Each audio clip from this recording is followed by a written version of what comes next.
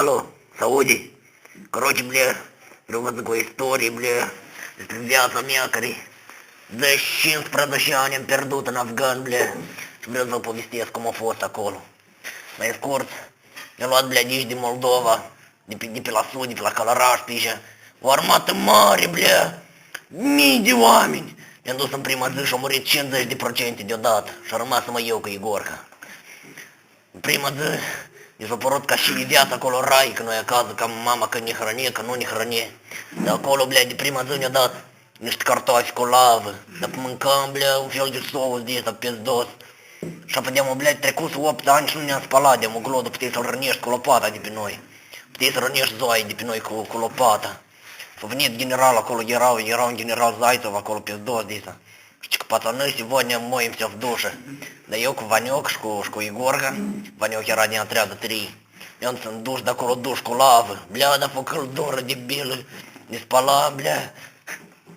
Ne spălam și ne rodem.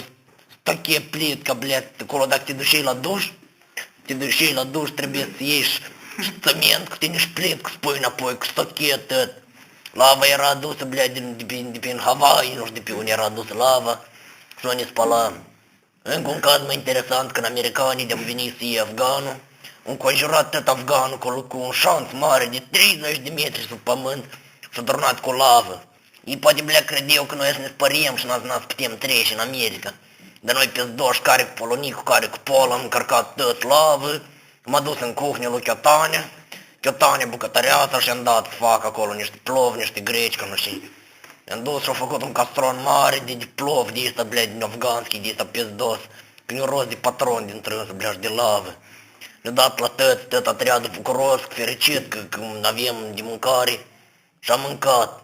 Și încă un caz mai interesant, când eu cu Igorca, de-am eram noi doi, împotriva la o armată de 300.000 de oameni cu tancuri, de eu cu un băț, dar Igorca avea cu dânsul un fel de potrivnic de ăsta, de la tractor, bătăză.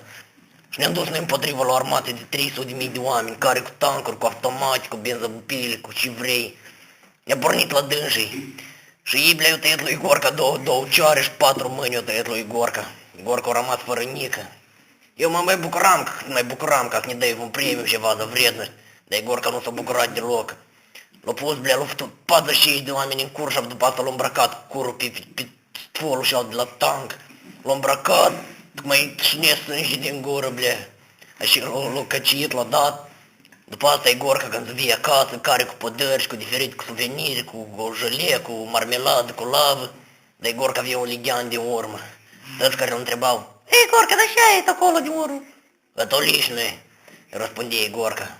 După asta, blea, am venit noi acasă, bucuroși, la copcilaș și al mitele le-am dat un kil de lavă, la un tractoraș din lavă, și lui fiica mea, lui Olicica, i-am dăruit, blea, un fel de păpușă din lavă.